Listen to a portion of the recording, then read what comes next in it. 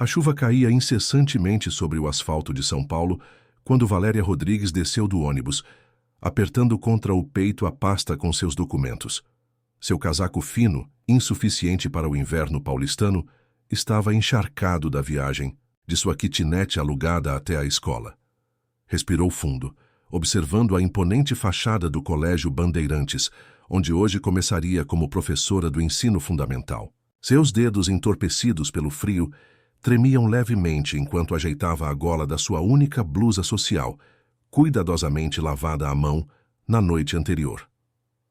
Aos 32 anos, Valéria havia aprendido que a vida raramente oferecia segundas chances.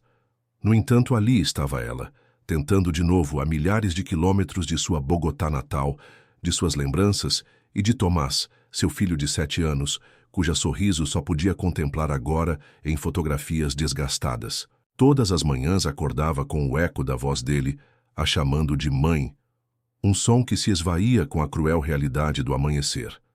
Ao se aproximar da entrada, notou um grupo de mães elegantemente vestidas, com guarda-chuvas de grife e bolsas que custavam mais do que seu salário mensal. Tentou passar despercebida, mas foi inútil. Seus olhos, como dardos, a seguiram enquanto cruzava o pátio. "Bom dia", saudou Valéria com um sorriso tímido, seu sotaque colombiano evidente em cada sílaba. Uma mulher alta, de cabelo perfeitamente penteado, a olhou de cima a baixo antes de murmurar: "Estrangeiras como você vêm para nos roubar o emprego", alto o suficiente para que as outras mães ouvissem. As risadas disfarçadas cortaram o ar como facas. Valéria cerrou os lábios e continuou seu caminho, a humilhação queimando em suas bochechas, enquanto as gotas de chuva se misturavam com lágrimas que se negava a derramar. Não era a primeira vez que enfrentava o desprezo, e sabia que não seria a última. Havia sobrevivido a batalhas piores. Na diretoria, o Sr. Mendonça, um homem de 60 anos com expressão amável, mas firme, entregou a ela seu horário. "Senhorita Rodrigues vai ficar com a turma 3B, 25 alunos, alguns são filhos de pessoas importantes da cidade. Espero que esteja preparada." "Estou sim, senhor", respondeu ela, embora em seu interior o medo se contorcesse como uma cobra.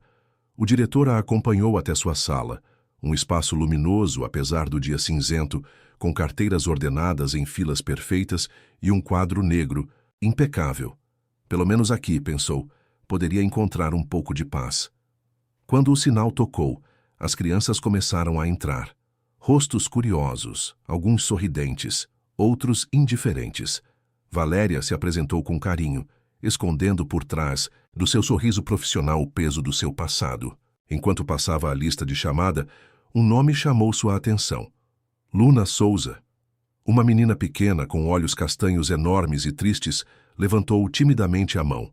Suas tranças perfeitas e seu uniforme impecável contrastavam com a expressão de profunda melancolia que carregava como um manto invisível.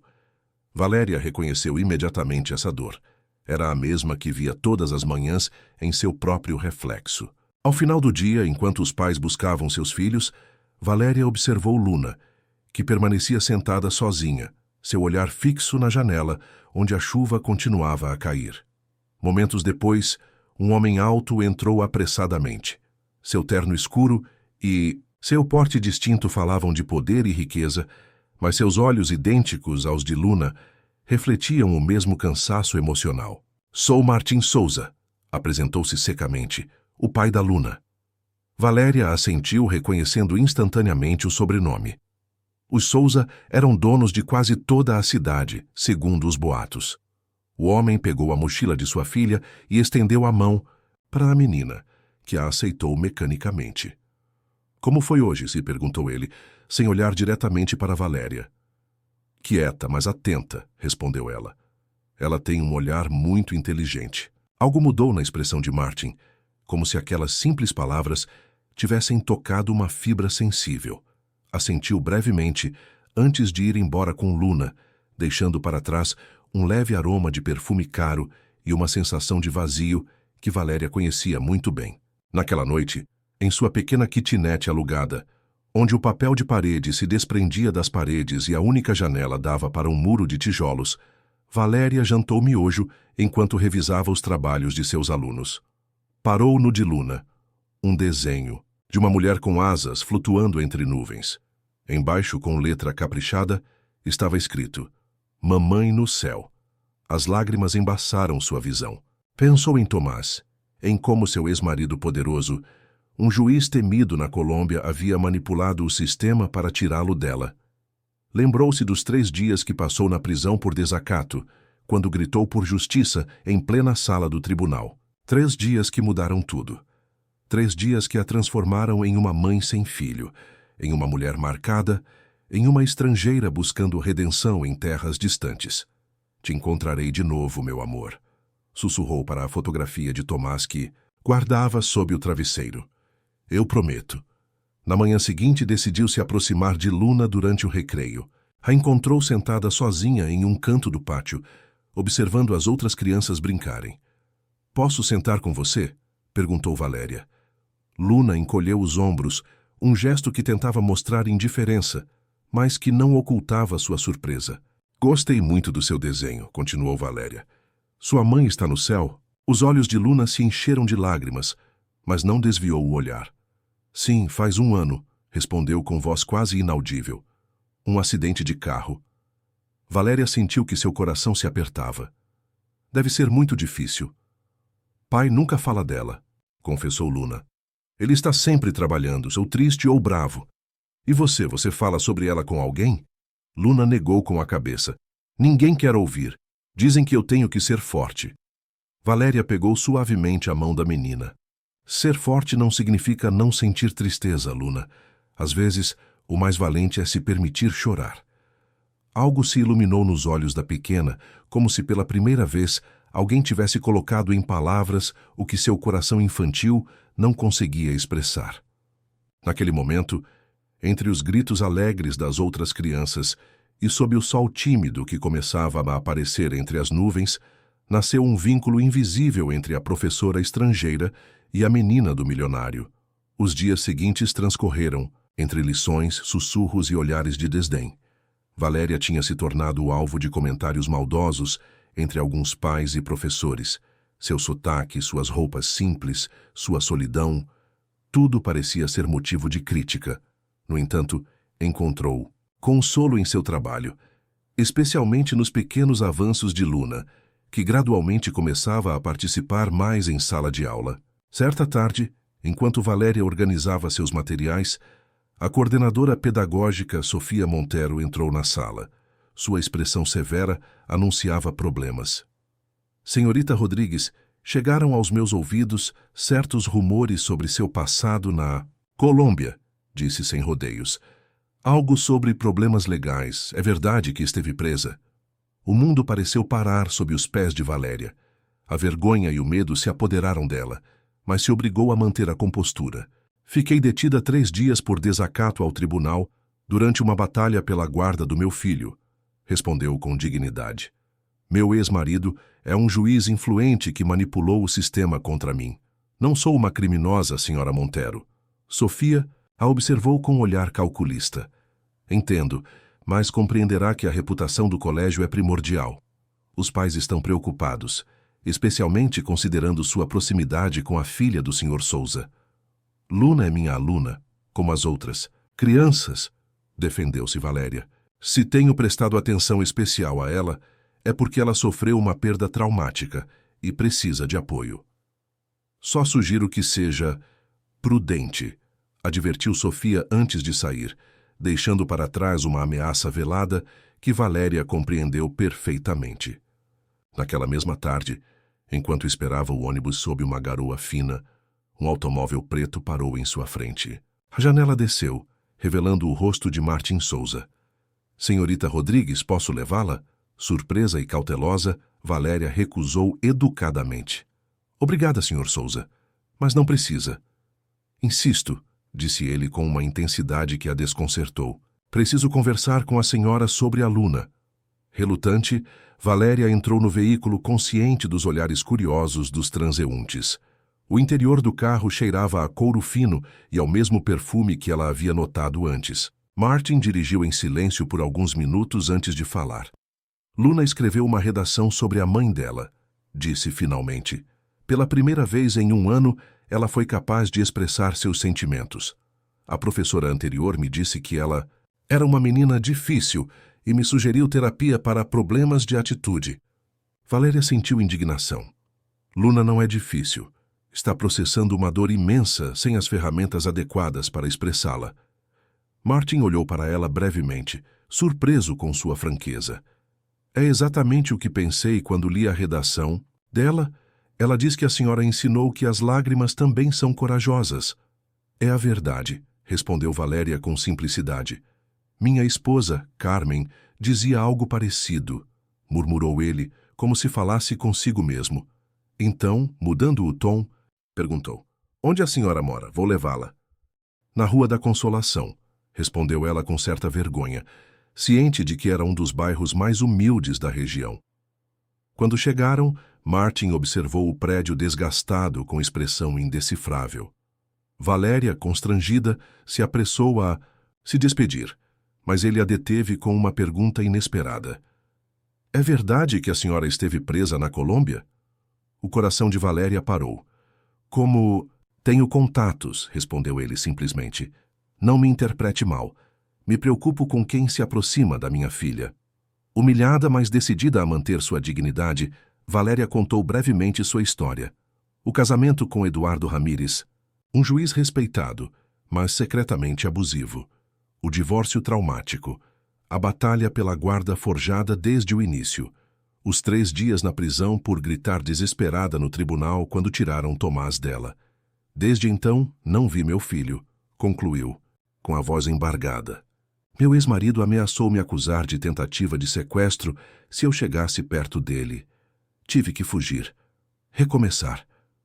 Martin a escutou em silêncio, seu rosto impassível, exceto por um músculo que palpitava em sua mandíbula.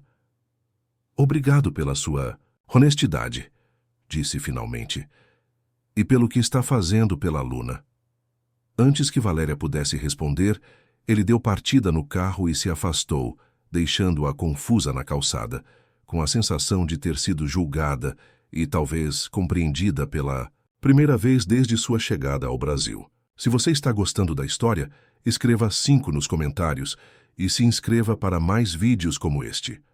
Caso contrário, escreva 0. Isso me ajuda a criar um conteúdo ainda melhor para você.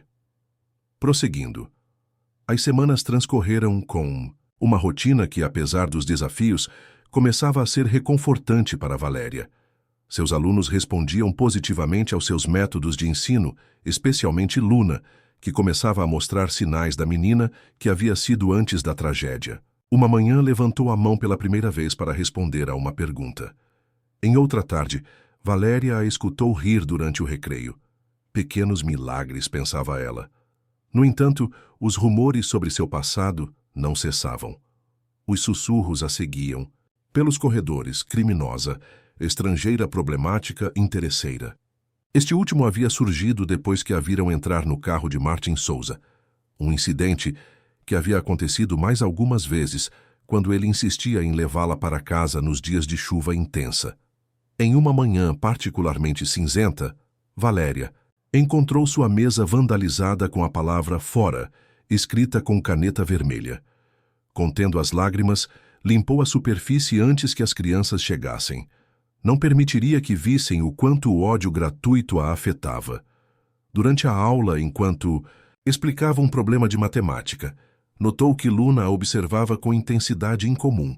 Ao terminar a lição, a menina se aproximou de sua mesa e, sem dizer palavra, deixou uma pequena pedra polida de cor azul. — O que é isso, Luna? Perguntou Valéria, pegando o objeto. — Uma pedra de valor, respondeu a menina. Minha mãe me deu uma quando algumas crianças riram de mim porque eu tinha medo de nadar. Ela disse que me daria coragem quando eu sentisse medo. Fez uma pausa antes de acrescentar. Eu vi quando a senhora limpou sua mesa hoje de manhã. Não chore, senhorita Valéria. Eu também sei o que é sentir quando os outros são maus. Comovida até as lágrimas, Valéria abraçou brevemente a pequena. Obrigada, Luna. É o presente mais lindo que eu já recebi. Naquele mesmo dia, Martin Souza apareceu na escola antes do horário. Encontrou Valéria na biblioteca, preparando material para sua próxima aula. Senhorita Rodrigues, cumprimentou-a com formalidade, embora houvesse algo diferente em seu tom. Luna me pediu permissão para convidá-la para jantar em nossa casa esta noite. É o aniversário dela. Surpresa, Valéria não soube o que responder inicialmente. É muito gentil, mas não quero causar incômodo. Não é incômodo, insistiu ele. Na verdade, Luna está falando sobre isso há dias. Seria significativo para ela. Havia uma vulnerabilidade em sua voz que Valéria não havia notado antes.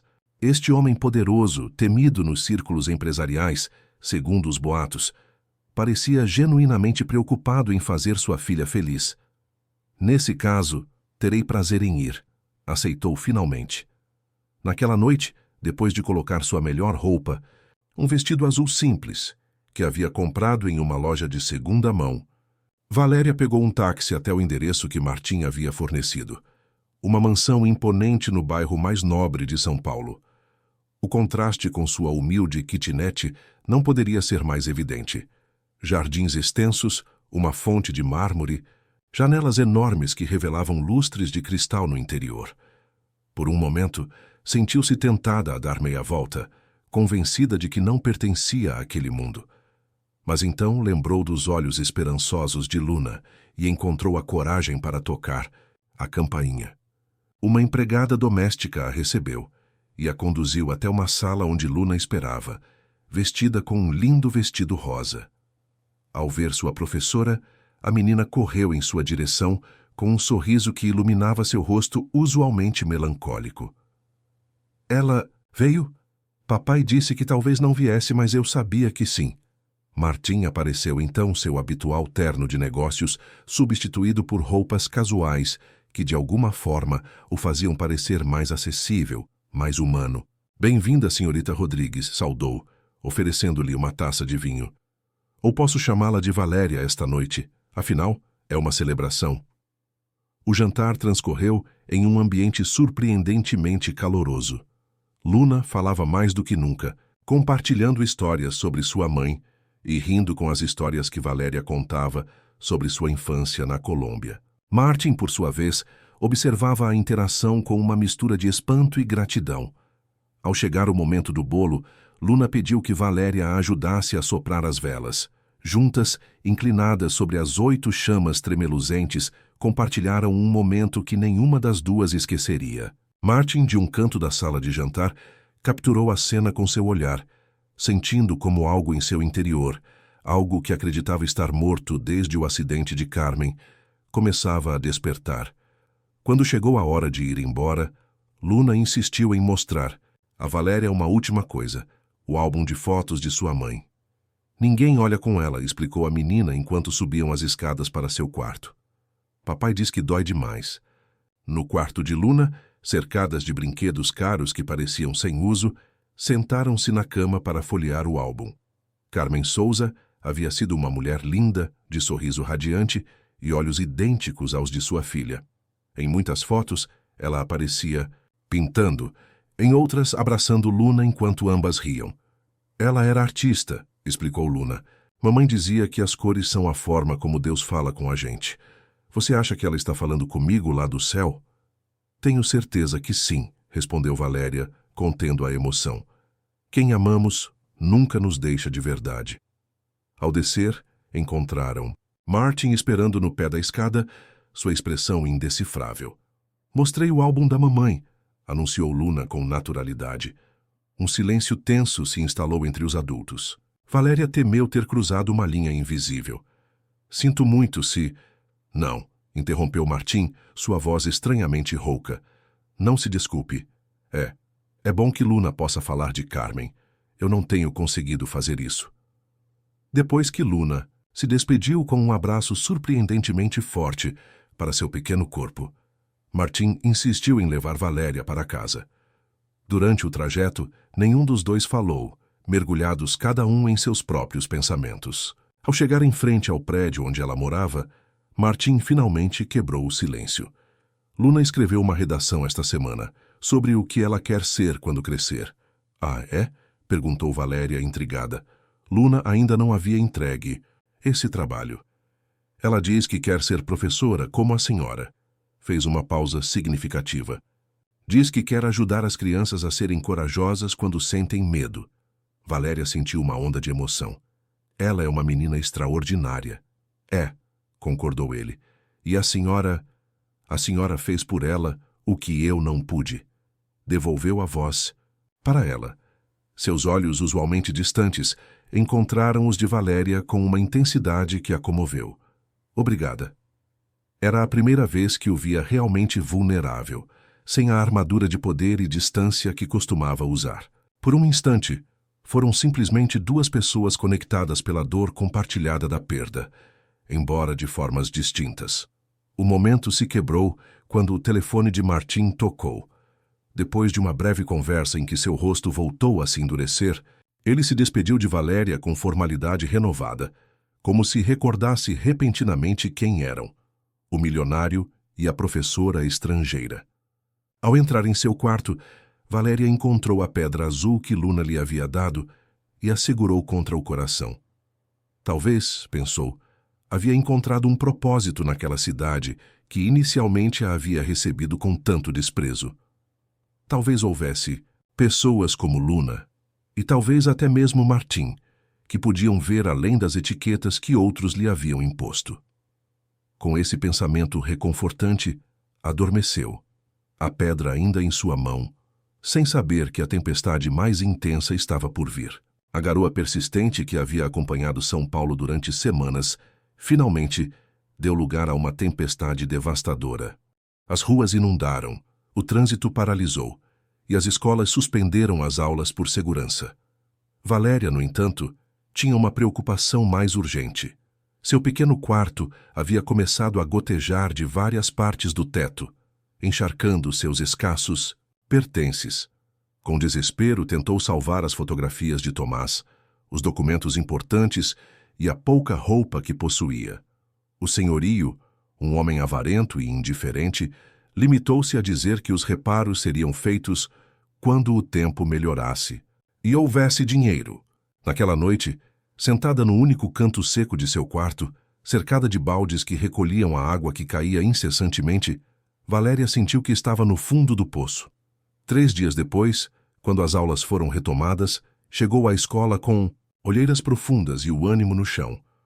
Luna, perceptiva como sempre, notou de imediato que algo não estava bem com sua professora favorita. "A senhora está doente, senhorita Valéria?" perguntou durante o recreio enquanto desenhavam juntas sob uma árvore. "Só um pouco cansada, querida", respondeu ela, com um sorriso forçado. "Meu pai diz que quando alguém diz só um pouco, geralmente significa muito", observou a menina com a peculiar sabedoria das crianças que sofreram. Valéria riu suavemente. "Seu pai é um homem inteligente. É por causa da sua casa? Ouvi a senhora Monteiro dizer que a senhora mora em um lugar muito feio." A franqueza infantil de Luna a pegou de surpresa. "Minha casa está passando por alguns problemas com a chuva, mas vai se resolver." "A senhora podia morar com a gente", sugeriu Luna com naturalidade. "Temos muitos quartos vazios, e assim a senhora podia me contar histórias todas as noites." "Isso seria maravilhoso, mas não acho que seu pai acharia uma boa ideia", respondeu Valéria com ternura. Naquele momento, um trovão particularmente forte fez Luna se assustar e se aproximar instintivamente de Valéria, que a envolveu com seu braço em um gesto protetor. Nenhuma das duas notou que Martin, que havia chegado mais cedo para buscar sua filha por causa do tempo, as observava à distância, com uma expressão indecifrável no rosto. Naquela mesma tarde, durante a saída, Valéria se encontrou cara com Sofia Monteiro e uma mãe que reconheceu como Cláudia Pereira, uma das mais influentes na Associação de Pais, e, segundo os boatos, a principal responsável pelos comentários maldosos sobre ela.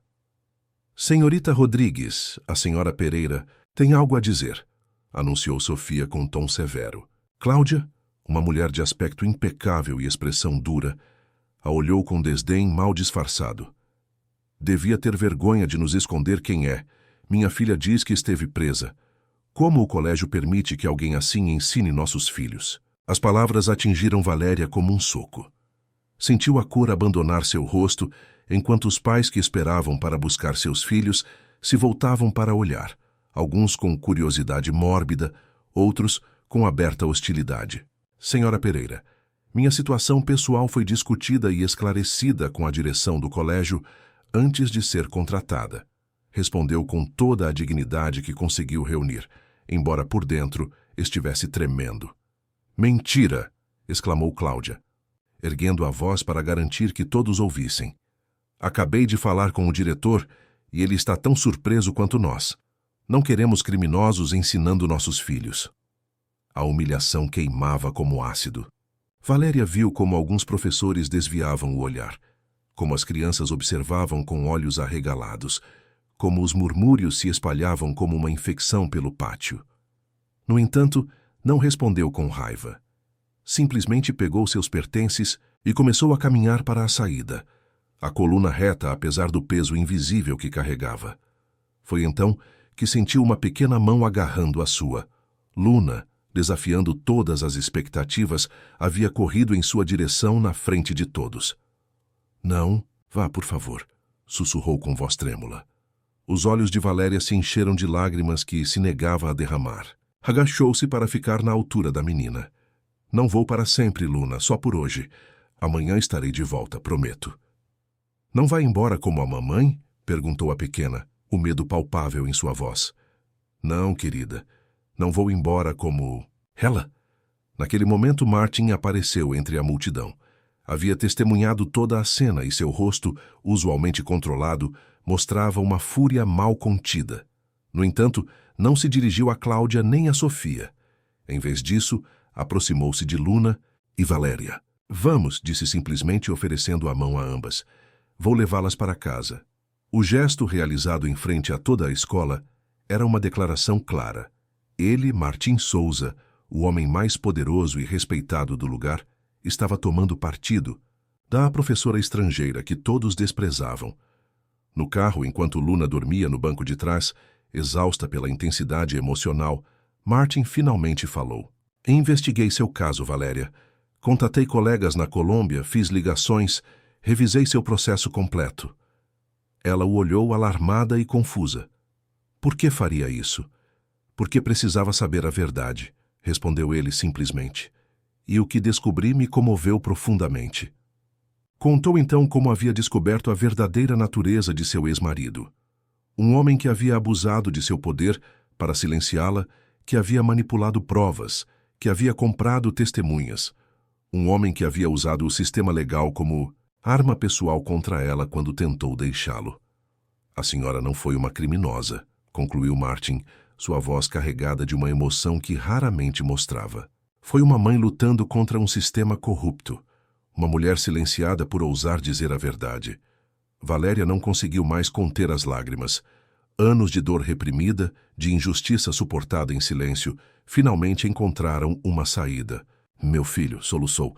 Tomás, nem sei se ele está bem, se ele se lembra de mim. Martim estendeu a mão e, em um gesto que surpreendeu a ambos, pegou a dela. Vamos encontrá-lo, prometeu, e vamos trazê-lo de volta para seu lado. Quando chegaram em seu prédio, a chuva havia piorado. Martin insistiu em acompanhá-la até seu quarto para se certificar de que estava tudo bem. O que viu ao entrar o deixou sem palavras. Baldes por todos os lados recolhendo água, manchas de umidade cobrindo as paredes e os poucos pertences de Valéria empilhados em um canto, tentando protegê-los da inundação. Isso é inaceitável, murmurou, observando como uma nova goteira começava a se formar bem em cima da cama. A senhora não pode ficar aqui. Não tenho alternativa, respondeu ela com resignação. Meu salário mal cobre este lugar. Martim olhou fixamente para ela como se estivesse tomando uma decisão crucial. Tenho uma proposta. Na minha casa, há um apartamento para hóspedes completamente independente. Está vazio há anos. Fique lá enquanto resolvem este problema. Valéria balançou a cabeça, alarmada. Não posso aceitar isso. As pessoas já falam demais. As pessoas sempre vão falar, respondeu ele com firmeza. Mas Luna precisa da senhora e, francamente, acho que eu também. Havia algo tão vulnerável em sua confissão que Valéria não soube como responder. Antes que pudesse fazê-lo, um estrondo sacudiu o edifício. Parte do teto do corredor havia desabado pelo peso da água acumulada. Não há mais o que discutir, decidiu Martim. Recolha o essencial, voltaremos para o resto amanhã. Naquela noite instalada no que Martim chamava, modestamente, o apartamento de hóspedes, um espaço maior que qualquer residência em que já esteve, Valéria escreveu, em seu diário, tentando processar os acontecimentos vertiginosos do dia. Não podia negar que sentia tanto alívio quanto temor. Alívio por escapar de seu quarto arruinado, temor pelas complicações que essa nova situação poderia trazer. Enquanto escrevia, ouviu umas batidas suaves na porta. Ao abri-la, encontrou Luna de pijama abraçando um urso de pelúcia. Não consegue dormir? Perguntou Valéria com ternura. Luna negou com a cabeça. Posso ficar com a senhora um pouco? Prometi ao papai que não ia incomodar, mas... Não incomoda em absoluto, tranquilizou Valéria, convidando-a a entrar. Sentadas na ampla cama, Luna mostrou a Valéria seu urso, chamado Bernie. Mamãe me deu quando eu nasci. É a única coisa que tenho dela, que o papai deixa levar para todos os lugares. É um urso muito especial, então. Sim, assentiu Luna. Contei sobre a senhora. Disse a ele que a senhora é como um anjo que veio cuidar de mim. Fez uma pausa antes de perguntar. A senhora tem filhos, senhorita Valéria? A pergunta tão inocente e tão dolorosa fez seu coração se apertar. Sim, Luna. Tenho um filho chamado Tomás. Ele tem quase a sua idade. E onde ele está? Por que ele não veio com você? Ele está longe com o pai dele, respondeu Valéria, lutando contra as lágrimas. Não posso vê-lo agora, mas espero que em breve estejamos juntos de novo. Luna olhou para ela com seus grandes olhos castanhos tão parecidos com os do pai. Você sente falta dele como eu sinto falta da minha mãe? Sim, querida. Exatamente assim. Então você deve se sentir muito sozinha, concluiu Luna com uma sabedoria que ia além de sua idade. Mas agora você tem o papai e a mim, e nós também estávamos muito sozinhos antes de você chegar. Com essas simples palavras, Luna havia expressado uma verdade que nenhum dos adultos havia ousado reconhecer. Os três estavam quebrados de diferentes maneiras e, de alguma forma, haviam começado a curar as feridas uns dos outros. Quando Martin veio buscar Luna mais tarde, encontrou sua filha dormindo ao lado de Valéria, que lia suavemente um livro de contos. A cena o comoveu profundamente. Pela primeira vez desde a morte de Carmen, Luna parecia em paz. Obrigado, sussurrou enquanto pegava a menina adormecida em seus braços. Por tudo. Na manhã seguinte, a realidade voltou a bater com força. Ao chegar à escola, Valéria foi convocada imediatamente para a diretoria. Senhorita Rodrigues, houve uma queixa formal contra a senhora, anunciou Mendonça, visivelmente constrangido. A senhora Pereira e outros pais exigem sua demissão imediata. Entendo, respondeu ela, sentindo seu mundo desmoronar novamente. No entanto, continuou o diretor, o Sr. Souza ligou esta manhã. Foi bastante insistente que a senhora deve permanecer. Ele até ameaçou retirar suas doações, se cedermos à petição do Comitê de Paz. Valéria ficou sem palavras. Não sabia se sentia grata ou mortificada pela intervenção de Martim. Não quero causar problemas, Sr. Mendonça, disse finalmente. Se minha presença prejudica o colégio... Não, interrompeu-se. Ele apressadamente. O Sr. Souza é... Bom, ele é nosso principal benfeitor. E parece que sua filha melhorou notavelmente sob sua tutela. Por enquanto, a senhora continuará em seu posto. Fez uma pausa antes de acrescentar. Mas sugiro a máxima discrição em todos os aspectos. Esses boatos sobre sua situação de moradia atual não ajudam. Então até mesmo isso já era de conhecimento público. Valéria saiu da diretoria com uma mistura de alívio e frustração. Por um lado, conservava seu emprego. Por outro, sentia que sua independência se erodia. A ajuda de Martin, embora bem intencionada, a colocava em uma posição de vulnerabilidade e dependência que lhe era desconfortável. Durante a semana seguinte, as tensões na escola atingiram um ponto crítico. Os pais se dividiram em dois grupos, os que apoiavam Cláudia Pereira em sua cruzada contra a criminosa estrangeira e os que, impressionados pela melhora de Luna e respaldados pela autoridade de Martim Souza, defendiam Valéria.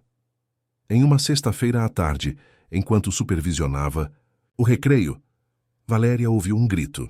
Luna estava encurralada por 3 meninas mais velhas, lideradas pela filha de Cláudia, que a empurrava enquanto dizia em voz alta: "Seu pai só deixa essa estrangeira ficar porque tem pena. Minha mãe diz que ela provavelmente está se aproveitando de vocês." Antes que Valéria pudesse intervir, Luna, normalmente tímida e reservada, se endireitou o quanto pôde e respondeu com uma clareza assombrosa: "Meu pai a respeita porque ela é boa e corajosa, e eu a amo porque ela me ensinou que tudo bem. Sentir falta da mamãe. Vocês é que dão pena por serem tão cruéis." O silêncio que se seguiu foi quebrado pela chegada de Cláudia Pereira, que havia vindo buscar sua filha mais cedo. Ao ver a cena, seu rosto se transformou em uma máscara de fúria. "Como ousa permitir que minha filha seja insultada?" esbravejou a Valéria. "Sua filha estava importunando Luna, senhora Pereira", respondeu Valéria firmemente. "Neste colégio, não toleramos bullying." "Bullying? Ah, os únicos que importunam aqui são a senhora e seu protetor milionário, manipulando aquela pobre menina, fazendo-a acreditar em mentiras. A senhora acha que não sabemos que agora mora na casa dos Souza? Que tipo de exemplo é esse?" "Senhora Pereira, agradeceria que moderasse seu tom na frente das crianças", disse Valéria, mantendo a calma apesar do ataque. "Se tem alguma questão sobre meu desempenho profissional, pode se dirigir à direção." "Oh, eu vou fazer isso", ameaçou Cláudia. "Isso não vai ficar assim. Já veremos quanto tempo dura a proteção de Souza quando ele descobrir quem a senhora realmente é." Quando ficou sozinha com Luna depois do incidente, a menina a abraçou com força. "Não deixe que te machuquem", suplicou. "Não como fizeram com a mamãe." Valéria se estremeceu com a comparação. "O que você quer dizer, Luna? A mamãe também era odiada por algumas mamães. Porque ela era artista e diferente, porque ela não ia às festas bobas delas. Faziam ela se sentir mal como a senhora." Luna fez uma pausa, seus olhos cheios de uma compreensão dolorosa. "E então, no dia do acidente, ela estava muito triste. Papai diz que não foi por isso que aconteceu o que aconteceu. Mas eu a vi chorar antes de sairmos. Naquele fim de semana, Martim teve que viajar para o Rio de Janeiro a trabalho. Surpreendentemente, ele pediu a Valéria que cuidasse de Luna em sua ausência, apesar de normalmente a menina ficar com sua babá. Esta nova demonstração de confiança não passou despercebida para o pessoal da mansão, nem para Luna, que estava encantada com o arranjo. Passaram o sábado assando biscoitos, algo que Luna nunca havia feito, e no domingo visitaram um parque onde Valéria costumava correr. Pela primeira vez em muito tempo, ambas se sentiram leves, livres das sombras que normalmente as acompanhavam. No parque, enquanto observavam as crianças brincarem, Luna fez uma pergunta inesperada. "Você vai rever o Tomás algum dia?" Valéria, surpresa com a pergunta direta, respondeu com honestidade. "Espero que sim, querida. Estou juntando dinheiro para contratar um advogado e reabrir o caso." "Papai tem muitos advogados", comentou Luna casualmente. "Os melhores", diz ele. "Eles poderiam te ajudar." "É complicado, Luna. Seu pai já fez muito por mim." "Mas ele quer te ajudar", insistiu a menina. "Eu o ouvi falar ao telefone sobre a Colômbia e sobre um juiz, e ele disse seu nome muitas vezes." A revelação deixou Valéria atônita. Será que Martim estava investigando seu caso sem dizer a ela? Até que ponto ele estava envolvido? Quando Martim retornou no domingo à noite, encontrou Luna dormindo e Valéria esperando-o na sala principal, determinada a esclarecer a situação. Luna mencionou algo sobre o senhor, advogados, e meu caso na Colômbia. Disse diretamente, sem rodeios. "O que o senhor está fazendo exatamente, Martim?" Ele a olhou com surpresa, claramente não esperando essa confrontação. Após um momento de hesitação, suspirou e serviu-se de um copo de uísque. "Tenho contatos na Colômbia", admitiu finalmente. "Estou conversando com alguns colegas de lá para entender melhor sua situação e ver se há possibilidades de reabrir o caso de guarda." "Sem me consultar?" perguntou ela, entre agradecida e indignada. Queria ter algo concreto antes de dar esperanças, explicou ele. Seu ex-marido é um homem poderoso, mas não intocável. Tenho amigos no Supremo Tribunal Federal que poderiam analisar o caso por irregularidades processuais. Valéria sentiu o coração acelerar. A possibilidade de ver Tomás novamente, de recuperá-lo, era algo com o qual mal ousava sonhar. Por que faz tudo isso por mim? Perguntou genuinamente confusa. Martin olhou-a profundamente antes de responder. Porque sei o que é perder alguém que você ama. E porque... Só hesitou antes de continuar. Porque nunca tinha visto Luna tão viva quanto quando está com a senhora. A senhora me devolveu minha filha, Valéria, e por isso estou disposto a fazer o que for preciso para devolver seu filho. A intensidade de seu olhar, a sinceridade de suas palavras, criaram um momento de conexão que nenhum dos dois havia antecipado. Pela primeira vez, Valéria viu além do milionário, do empresário poderoso, e descobriu o homem vulnerável que se escondia por trás. Um pai que estava tão perdido quanto ela, tentando desesperadamente curar seu coração partido e o de sua filha. No entanto, antes que pudessem aprofundar essa conexão, o telefone de Martin tocou. Sua expressão mudou instantaneamente ao ouvir a voz do outro lado da linha. Entendo, disse secamente. Estarei atento. Ao desligar, seu rosto havia recuperado a dureza habitual.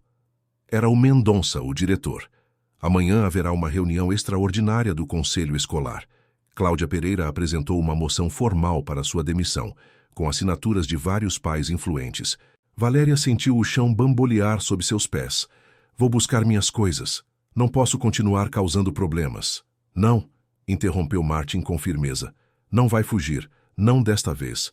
Vamos enfrentar isso juntos. E supõe que tudo vai se resolver porque o grande Martin Souza diz, respondeu ela com amargura. Esta é minha batalha, não a sua. Você se engana, replicou ele, usando pela primeira vez o tratamento informal entre eles.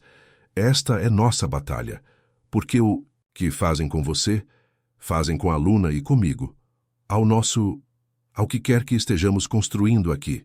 A vagueza dessas últimas palavras ficou pairando entre eles, carregada de possibilidades não expressas, de sentimentos apenas reconhecidos. Você já sentiu que a vida está te testando com obstáculos realmente difíceis? Se você ou alguém que conhece passou por momentos assim, eu adoraria saber nos comentários. A noite foi longa para Valéria, que passou recordando todas as vezes que teve que começar de novo. Depois do divórcio, depois de perder Tomás, depois de fugir da Colômbia, quantas vezes mais teria que se reconstruir? A ideia de enfrentar outra perda, seu trabalho Luna, a possibilidade de recuperar seu filho, e até mesmo a companhia de Martin, que havia se tornado surpreendentemente importante para ela, era quase insuportável. Na manhã seguinte, o Italces, ambiente na escola era tenso. Os pais se reuniam em pequenos grupos, sussurrando enquanto a viam passar. Até mesmo alguns professores, que haviam sido cordiais até então, evitavam seu olhar. Só Luna, alheia à gravidade da situação, a saudou com seu habitual entusiasmo recém-descoberto. Senhorita Valéria, olha o que eu desenhei ontem à noite. Era um desenho simples, mas comovente. 3 figuras de mãos dadas. Luna, Martim e Valéria, em frente a uma casa. Atrás deles, flutuando entre as nuvens, havia outra figura com asas, Carmen. E ao lado, uma quarta figura com um ponto de interrogação, Tomás. É lindo, Luna, murmurou Valéria, comovida até as lágrimas. É a nossa família, explicou a menina com naturalidade. Mamãe lá do céu e nós aqui embaixo. E aquele... ali é seu filho. Quando ele voltar, seremos 5. A simplicidade com que Luna expressava o que os adultos mal ousavam imaginar era desarmante. Para ela, a solução era óbvia. Haviam estado sozinhos, haviam sofrido, e agora haviam encontrado consolo uns nos outros. Por que não tornar esse arranjo permanente? A reunião do conselho estava marcada para depois das aulas.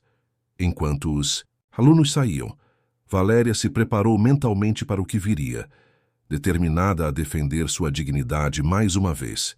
O auditório estava lotado quando ela entrou. De um lado, Cláudia Pereira e seus aliados. Do outro, alguns pais que haviam começado a apreciar seu trabalho com seus filhos. No centro, o diretor Mendonça e o conselho escolar, claramente constrangidos com a situação. E na primeira fila, Martim Souza, imponente em seu terno escuro com Luna ao seu lado. Cláudia tomou a palavra primeiro, seu discurso carregado de insinuações e meias-verdades. Falou de padrões morais, de exemplos negativos, de influências estrangeiras indesejáveis. Mencionou a detenção de Valéria como se fosse uma acusação grave, ignorando o contexto e as circunstâncias. Que tipo de instituição permite que uma pessoa com antecedentes criminais eduque nossos filhos? Concluiu com indignação teatral. Que tipo de pai permite que sua filha seja influenciada por alguém assim? Esta última pergunta, claramente dirigida a Martim, provocou um murmúrio na sala. Todos os olhos se voltaram para ele, esperando sua reação. Martim levantou-se com calma, sua presença dominando imediatamente o espaço. Mas antes que pudesse falar, Luna se adiantou soltando a mão dele. Meu pai é o melhor pai do mundo, disse com voz clara, enfrentando Cláudia sem medo.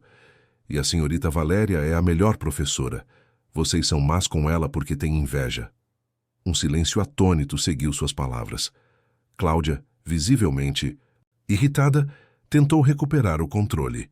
Querida, os adultos estão falando sobre coisas que você não entende. Eu entendo que antes da senhorita Valéria, eu não conseguia falar sobre minha mãe sem chorar, respondeu Luna com uma maturidade surpreendente. Eu entendo que agora consigo me lembrar dela sem me sentir triste o tempo todo. E eu entendo que vocês querem que minha professora vá embora porque ela é diferente, como era a minha mãe. Martim colocou a mão no ombro de sua filha, claramente orgulhoso e comovido. Depois dirigiu seu olhar ao conselho. Minha filha expressou isso melhor do que eu poderia fazê-lo, começou. Mas vou acrescentar algo mais. A senhorita Rodrigues não é uma criminosa. É uma mãe a quem um sistema corrupto tirou seu filho, porque ousou desafiar um homem poderoso e abusivo. Sua única falha foi gritar por justiça quando ninguém a ouvia. Fez uma pausa, seu olhar percorrendo a sala. Investiguei exaustivamente seu caso. Tenho documentos que comprovam as irregularidades no processo judicial na Colômbia. Tenho depoimentos de pessoas que foram pressionadas a depor contra a senhora. Tudo isso estará disponível para quem quiser verificar. Esta é a mulher que vocês querem expulsar. A única pessoa que tem sido capaz de ajudar minha filha a processar sua dor depois de perder a mãe dela. A professora que tem melhorado as notas e a atitude de muitos de seus filhos, inclusive os de quem a critica. Sua voz adquiriu um tom mais duro antes de continuar. Se decidirem dispensá-la, respeitarei sua decisão. Mas, nesse caso, Luna vai mudar de escola imediatamente. E as doações que fiz nos últimos 8 anos serão interrompidas. Após uma pausa calculada, acrescentou. E vou me certificar de que toda a comunidade escolar de São Paulo saiba o motivo. O diretor Mendonça empalideceu visivelmente. As contribuições de Martim Souza haviam financiado a biblioteca, o laboratório de ciências e numerosas bolsas de estudo para estudantes de baixa renda. Sem elas, a escola enfrentaria sérias dificuldades financeiras. Senhor Souza, interveio o diretor buscando uma saída diplomática, ninguém questiona a capacidade profissional da senhorita Rodrigues. Talvez pudéssemos chegar a um acordo que... Não há nada a acordar, interrompeu Martim. Ou ela fica, com todos os direitos, e o respeito que merece qualquer membro do corpo docente, ou nós vamos embora. É simples assim. Valéria, que havia permanecido em silêncio durante toda a troca, finalmente falou. Sua voz, embora suave, chamou a atenção de todos. Agradeço profundamente ao Sr. Souza e à Luna por seu apoio, começou. Mas não quero que minha presença cause uma divisão nesta comunidade. Não vim para o Brasil buscando problemas ou favores especiais. Vim para reconstruir minha vida, para ensinar, para ser útil. Voltou-se para Cláudia e para os outros pais que a haviam atacado. Entendo suas preocupações. Se eu fosse mãe, também queria o melhor para meus filhos. Mas garanto que não sou uma ameaça. Sou apenas uma mulher que cometeu erros, que... Sofreu injustiças e que tenta a cada dia ser uma pessoa melhor. Depois olhou diretamente para Cláudia. Se depois de conhecer toda a minha história, a senhora ainda acha que não sou adequada para lecionar aqui, respeitarei isso, mas peço que me julgue por minhas ações atuais, não por boatos ou por um passado que a senhora não conhece completamente. A sinceridade e a dignidade de suas palavras comoveram muitos dos presentes. Até mesmo alguns dos aliados de Cláudia pareciam subitamente constrangidos com sua posição. O conselho pediu alguns minutos para deliberar em particular. Durante esse tempo, Luna se aproximou de Valéria e pegou sua mão, enquanto Martim as observava com uma expressão que misturava orgulho, preocupação e algo mais profundo que nenhum. Dos dois estava pronto para nomear.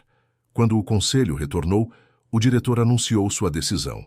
Valéria permaneceria em seu posto, mas seria estabelecido um período de observação, durante o qual seu desempenho seria avaliado regularmente.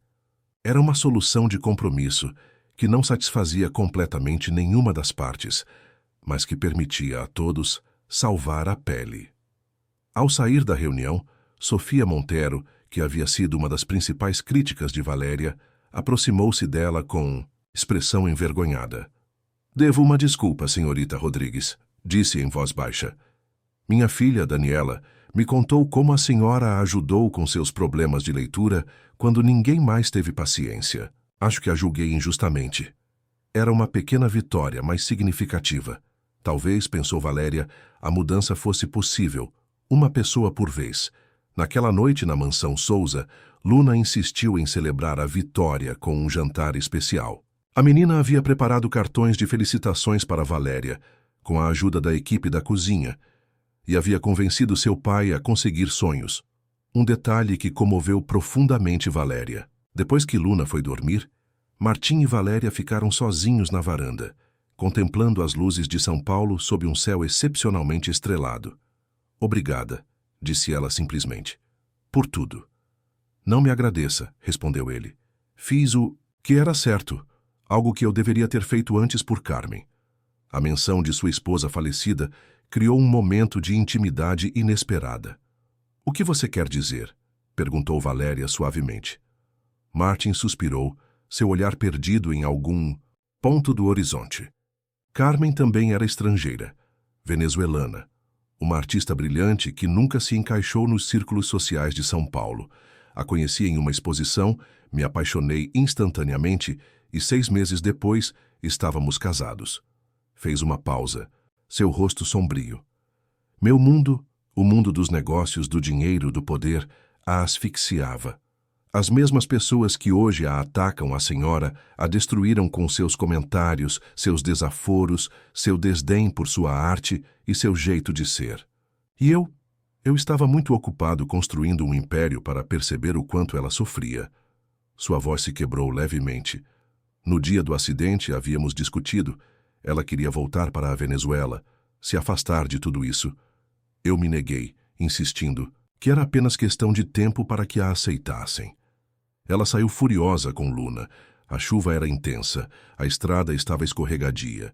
Valéria pegou sua mão instintivamente. Não foi sua culpa, Martim. Talvez não diretamente, concedeu ele. Mas eu poderia tê-la protegido melhor. Eu poderia ter estado mais presente. Eu poderia ter valorizado o que era realmente importante. Seus olhos se encontraram com os de Valéria. Não cometeria o mesmo erro 2 vezes. Naquele momento, o telefone de Martim tocou, quebrando a intimidade do momento. Sua expressão se transformou ao ouvir o que diziam do outro lado. O senhor... Tem certeza? Perguntou com urgência. E é confiável essa informação? Quando desligou, seu rosto mostrava uma mistura de emoção e preocupação. Era meu contato na Colômbia, explicou. Há uma possibilidade de reabrir o seu caso. Um juiz do Supremo Tribunal Federal está disposto a revisar o processo. O coração de Valéria acelerou. Sério? Sim, mas há um problema, continuou. Martim, a senhora teria que viajar para Bogotá para apresentar o pedido pessoalmente, e existe o risco de que, ao fazer isso, seu ex-marido tente detê-la com novas acusações. Não me importo, respondeu ela com determinação. Por Tomás, correrei qualquer risco. Martin assentiu, compreendendo perfeitamente esse impulso. Vamos preparar tudo, vou acompanhá-la. Não, Martin, protestou Valéria. O senhor já fez demais, isso é algo que devo enfrentar sozinha. Luna e eu vamos te esperar aqui, respondeu ele simplesmente, como se fosse a coisa mais natural do mundo. Como se o retorno de Valéria fosse um fato indiscutível, como se já fossem uma família. 2 semanas depois, Valéria aterrissava em Bogotá com uma mistura de medo e esperança. Apesar de suas objeções, Martim insistiu em pagar não apenas sua viagem, mas também os serviços do escritório de advocacia mais prestigiado da Colômbia. O plano era apresentar o pedido pela manhã e pegar um voo de volta naquela mesma noite, minimizando o risco de que Eduardo Ramírez, seu ex-marido, pudesse interceptá-la. No entanto, o destino tinha outros planos. Assim que pisou no prédio do Supremo Tribunal Federal, 2 agentes da polícia a detiveram. A acusação tentativa de sequestro. Exatamente como Martim temia, Eduardo havia se antecipado, usando seus contatos para armar uma emboscada. Desesperada, Valéria conseguiu fazer uma ligação da delegacia antes que a incomunicassem. Martim atendeu no primeiro toque, como se estivesse esperando más notícias. Me prenderam, explicou rapidamente. Eduardo sabia de tudo. Alguém deve ter avisado. Mantenha a calma, respondeu Martin com uma serenidade que contrastava com o pânico que ela sentia. Nossos advogados já estão a caminho, e eu pego o primeiro voo para Bogotá. Não, Martin, implorou ela. Luna precisa de você. Não deixe que isso nos destrua a todos. Eu prometi que você não estaria sozinha desta vez, foi sua resposta. Firme. E cumprirei essa promessa. As 48 horas seguintes foram um pesadelo para Valéria. Trancada em uma cela, sentia como se tivesse retrocedido àquele momento horrível, 3 anos atrás, quando perdeu tudo. Mas desta vez, havia uma diferença crucial. Ela não estava sozinha. No terceiro dia, a porta de sua cela se abriu e apareceu Martin, acompanhado por 2 homens de terno que se apresentaram como representantes da embaixada argentina. Seu rosto mostrava sinais de exaustão, mas seus olhos brilhavam com determinação. Vamos tirá-la daqui, prometeu, pegando suas mãos através das grades. Eduardo cometeu um erro desta vez. Enfrentou as pessoas erradas. E, de fato, ele havia feito isso. Martin Souza não era apenas um empresário milionário. Era um homem com ligações nos mais altos níveis do poder corporativo e político em vários países da América Latina. Enquanto Valéria esteve detida, ele havia mobilizado diplomatas argentinos, jornalistas internacionais e ativistas de direitos humanos para expor as irregularidades no caso de Eduardo Ramírez. A história está em todos os noticiários, explicou ele enquanto caminhavam para fora da delegacia. Um juiz corrupto que usa seu poder para perseguir sua ex-esposa e separá-la do filho. A opinião pública está do nosso lado, Valéria. No entanto, a liberdade era apenas o primeiro passo. Recuperar Tomás seria uma batalha muito mais difícil. Eduardo o mantinha praticamente incomunicável, resguardado por guarda-costas em sua luxuosa residência nos arredores de Bogotá. Tenho um plano, explicou Martin enquanto se dirigiam ao hotel onde estava hospedada. Mas vai exigir paciência e sangue frio.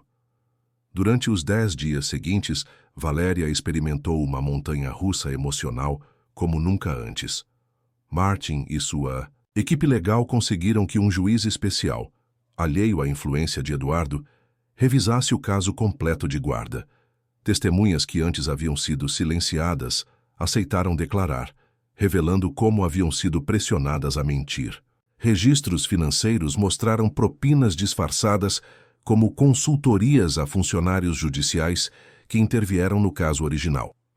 O golpe definitivo veio quando a antiga assistente de Eduardo entregou gravações onde ele admitia ter manipulado evidências para desacreditar Valéria. Encurralado pela mídia ilegalmente, o juiz Ramírez enfrentava agora uma investigação por corrupção que ameaçava destruir sua carreira. Finalmente, depois de audiências maratonianas e momentos de tensão insuportável, o novo juiz determinou: Valéria recuperaria a guarda compartilhada de Tomás com a possibilidade de levá-lo para o Brasil. Quando Valéria viu seu filho pela primeira vez depois de 3 anos, o tempo pareceu parar. O menino, agora com 10 anos, estava mais alto, mais magro, com uma expressão séria que não condizia com uma criança de sua idade. A princípio, mostrou-se cauteloso, quase assustado. Seu pai havia lhe dito durante anos que sua mãe o havia abandonado, que não o queria. "Você é mesmo minha mãe?" perguntou com voz trêmula quando se encontraram no gabinete do juiz, sob a supervisão de uma assistente social. "Sim, meu amor", respondeu ela, contendo as lágrimas. "Nunca deixei de procurar por você. Nunca deixei de te amar." "Pai disse que você foi embora porque não me queria." "Isso não é verdade, Tomás. Eu te amei cada dia, cada minuto." Valéria estendeu a mão para ele, sem ousar abraçá-lo ainda. "Eu tinha uma foto sua sob meu travesseiro. Eu falava com você todas as noites antes de dormir, esperando que de alguma forma você pudesse me ouvir." O menino a olhou intensamente, como que avaliando a verdade em suas palavras. Então, lentamente, deu um passo em sua direção. "Eu me lembro de você cantando", disse em voz baixa, "uma canção sobre borboletas." Valéria rompeu em lágrimas ao ouvi-lo. Era uma canção de ninar colombiana, que ela cantava todas as noites quando ele era pequeno. "Sim, meu amor, eu cantava para você." Aquela lembrança, aquela conexão que nem o tempo nem as mentiras haviam conseguido apagar, foi o princípio de sua reconciliação.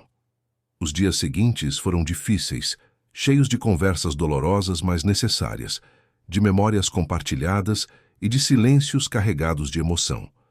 Tomás alternava entre momentos de proximidade cautelosa e retrocessos para a rejeição, confuso por anos de manipulação.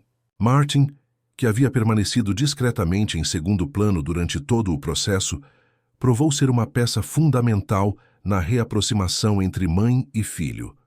Com paciência infinita, ouvia as preocupações do menino, respondia às suas perguntas e falava sobre Luna, que esperava ansiosa em São Paulo para conhecer seu novo irmão. "Tem mesmo uma menina que quer me conhecer?" perguntou Tomás uma noite, enquanto jantavam no hotel. "Sim", confirmou Martim, mostrando fotos de Luna em seu telefone. "Ela fala de você o tempo todo. Até preparou o quarto dela para dividir com você, se você quiser." A ideia de ter uma amiga, quase uma irmã, esperando por ele em um lugar distante, pareceu fascinar o menino mais do que qualquer outra coisa que lhe haviam dito. Aos poucos, a resistência de Tomás foi se desvanecendo, substituída por uma curiosidade cautelosa sobre sua nova vida no Brasil. "Eu vou poder ver o papai de novo?" perguntou uma manhã, enquanto preparavam seus poucos pertences para a viagem. "Com certeza", respondeu Valéria, determinada a não repetir os erros de Eduardo. "Você poderá vê-lo durante as férias e falar com ele por telefone quando quiser." A realidade era mais complicada, considerando que Eduardo enfrentava acusações graves que poderiam levá-lo à prisão. Mas Valéria havia decidido que, acontecesse o que acontecesse, nunca falaria mal do pai de seu filho na frente dele. As crianças têm o direito de construir suas próprias verdades, no seu próprio tempo. No dia da viagem para São Paulo, Tomás se mostrou nervoso, mas expectante. No aeroporto, enquanto esperavam para embarcar, Martim recebeu uma ligação que o fez se afastar para falar em particular. Ao retornar, sua expressão era grave. "Eduardo está tentando impedir a saída de Tomás do país", explicou em voz baixa para Valéria. "Ele apresentou um recurso de última hora alegando irregularidades no processo." O pânico tomou conta de Valéria, tão perto e, no entanto, tão longe ainda. "O que podemos fazer? Já está resolvido", tranquilizou Martim. "Nossa equipe jurídica está apresentando a documentação que demonstra que o juiz autorizou explicitamente a viagem. É só mais uma manobra desesperada." E, de fato, uma hora depois, receberam a confirmação. Podiam viajar sem problemas. No avião, enquanto Tomás dormia encostado em seu ombro, um gesto de confiança que a encheu de emoção, Valéria olhou para Martim, que trabalhava em seu computador do outro lado do corredor. "Como posso agradecer tudo isso?" perguntou ela quando seus olhares se encontraram.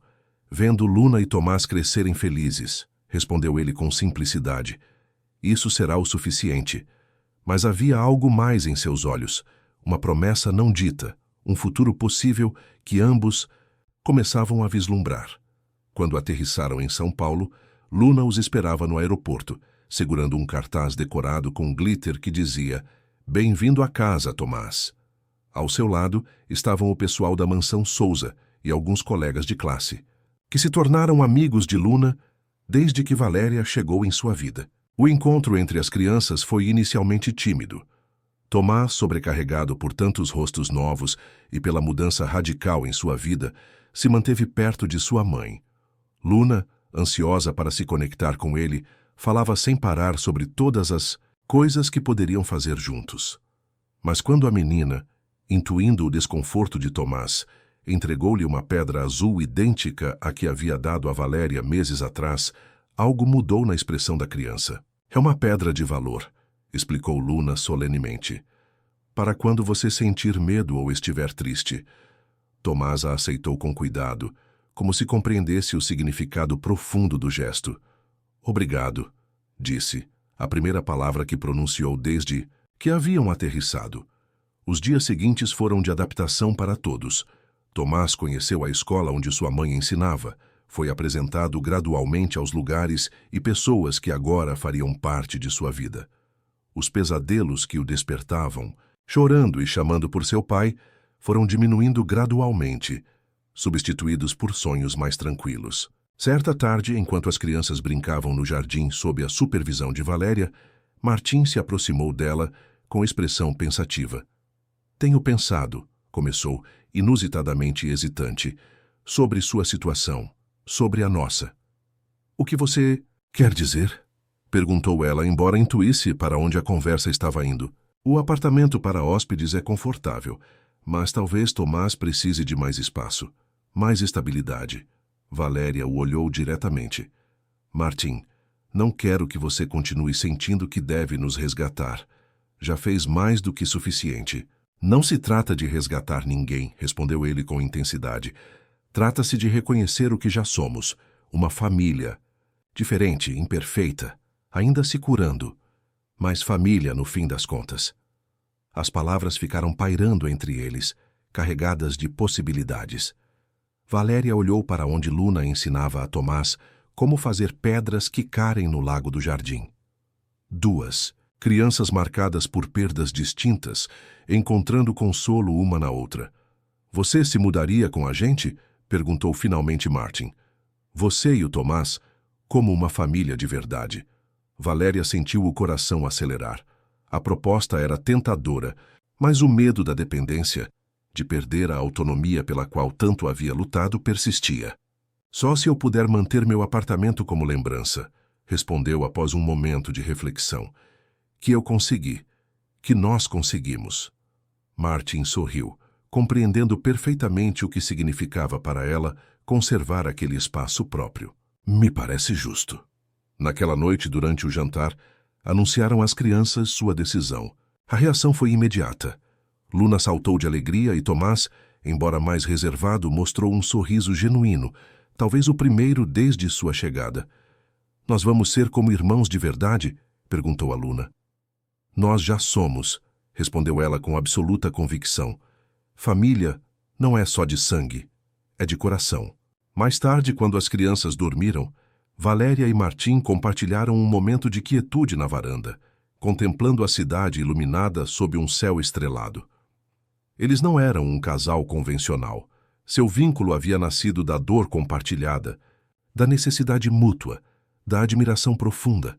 Não sabiam exatamente que nome dar ao que sentiam, mas estavam dispostos a descobrir juntos, passo a passo. "Você acha que vai dar certo?" perguntou ela, expressando a dúvida que persistia sob a superfície de sua felicidade. "Não vai ser perfeito", respondeu ele com honestidade. "Não vai ser simples, mas vai ser real." E em um mundo que a havia julgado por ser pobre e estrangeira, em uma sociedade onde os poderosos, como Eduardo, acreditavam poder definir o valor das pessoas a seu bel prazer, aquela promessa de autenticidade era o presente mais precioso que Valéria podia imaginar. Meses depois, durante uma exposição escolar onde Luna e Tomás apresentavam juntos um projeto sobre famílias do mundo, uma visitante se aproximou de Valéria enquanto observava orgulhosa as crianças. Com licença, disse a mulher a quem Valéria reconheceu como uma das mães que inicialmente a havia rejeitado. Queria pedir perdão por como a tratei quando a senhora chegou. Minha filha me contou o quanto a senhora a ajudou este ano e... Bem, eu me enganei ao julgá-la. Valéria aceitou a desculpa com graça, consciente de que a mudança, embora lenta, era possível. Enquanto a mulher se afastava, Tomás se aproximou correndo, emocionado por mostrar algo. Olha, mãe, Luna e eu fizemos isso para a apresentação. Era um desenho simples, mas eloquente. 4 figuras sob uma árvore de mãos dadas, com uma quinta figura flutuando entre as nuvens. Debaixo haviam escrito: Família Souza Rodrigues, unida por escolha, não só por sangue. Valéria sentiu as lágrimas tomarem seus olhos enquanto abraçava seu filho. Ao longe, viu Martim conversando com outros pais, sua postura mais relaxada que nunca, e Luna explicando animadamente algo a seus colegas. Esta não era a vida que ela havia imaginado quando chegou a São Paulo, com pouco mais que esperança e dor. Era melhor, muito melhor. Porque em um mundo que a havia menosprezado por ser pobre e estrangeira, os filhos de um milionário a haviam chamado de família. O caminho para a cura nunca é linear, e a família Souza Rodrigues aprenderia essa lição da maneira mais dura. Quase um ano depois da chegada de Tomás, quando tudo parecia estar caminhando para a estabilidade, uma carta da Colômbia abalou os alicerces de seu frágil equilíbrio.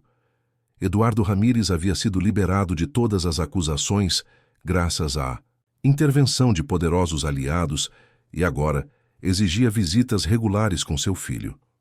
O que inicialmente parecia um direito paterno razoável, logo revelou sua verdadeira natureza. Um plano meticuloso para recuperar o controle total sobre Tomás e, por extensão, sobre Valéria. A primeira visita pareceu ter corrido bem, com Tomás retornando a São Paulo com presentes caros e anedotas aparentemente inocentes. Mas, em breve, seu comportamento começou a mudar. Ele se tornou distante, especialmente com Martim. Comentários sutilmente venenosos começaram a se infiltrar em suas conversas. Pai diz que vivemos de caridade. Pai diz que você nunca quis voltar por mim. Como a nova família enfrentaria a manipulação psicológica de um homem determinado a destruir o que tanto lhes havia custado construir?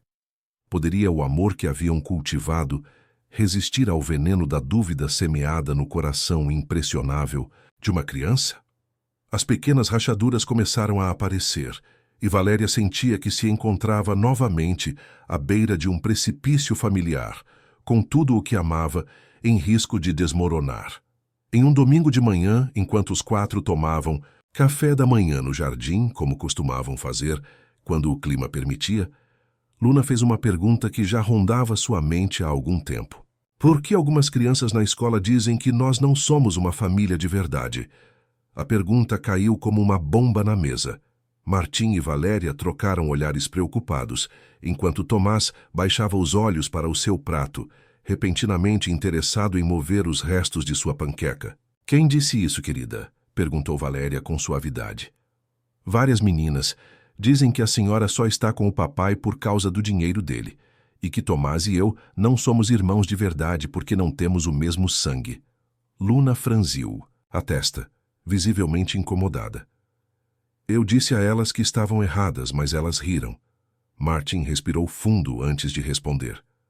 Luna, existem pessoas que só entendem um tipo de família: pai, mãe e filhos, todos com o mesmo sobrenome e o mesmo sangue. Mas existem muitas formas de ser família. Como nós, acrescentou Valéria. Nós nos escolhemos, nós nos cuidamos, nós nos amamos, é isso que faz uma família de verdade. Tomás, que havia permanecido em silêncio, finalmente falou. Meu pai diz que isso não é normal, que Martim não é meu pai e nunca será. O comentário, pronunciado com a franqueza cruel das crianças, que repetem sem filtro o que ouviram, criou um silêncio incômodo. Era a primeira vez que Tomás verbalizava abertamente as sementes de dúvida que Eduardo havia plantado durante suas visitas. Tomás, seu pai sempre será seu pai. respondeu Valéria com calma. Ninguém está tentando substituí-lo, mas as famílias podem crescer, mudar, incluir mais pessoas que nos amam e a quem amamos. Como quando adota um cachorrinho? Perguntou Luna, tentando encontrar um paralelo que pudesse entender. Martin sorriu com a comparação inocente. Algo assim, mas mais importante. Quando você escolhe alguém como família, você promete estar ali para essa pessoa, aconteça o que acontecer, como eu estou para você, para sua mãe e para o Tomás. Mesmo se não forem perfeitos, insistiu Luna. Especialmente se não forem perfeitos, respondeu Martin, olhando significativamente para Valéria. Porque ninguém é. Tomás escutava atentamente, sua expressão indecifrável. Finalmente, após um longo silêncio, perguntou: E se eu quisesse morar com meu pai de novo? A pergunta atingiu Valéria como um soco. Durante meses, ela havia temido que isso acontecesse, que a influência de Eduardo finalmente desse frutos. Se é isso o que você realmente quer, nós conversaríamos, respondeu com toda a serenidade que conseguiu reunir, embora por dentro sentisse que seu mundo estava desmoronando. Mas eu esperaria que fosse porque você se sente mais feliz lá, não porque alguém te disse que deveria se sentir assim. Tomás assentiu lentamente, processando a resposta. Eu não quero ir, disse finalmente. Eu só queria saber o que você diria. A tensão se dissipou ligeiramente, mas a conversa deixou um resíduo de inquietação. Naquela noite, depois de se certificar de que as crianças estavam dormindo, Valéria encontrou Martin em seu escritório, revisando documentos com expressão preocupada. Eduardo está movendo influências novamente, explicou ele quando ela perguntou o que estava acontecendo.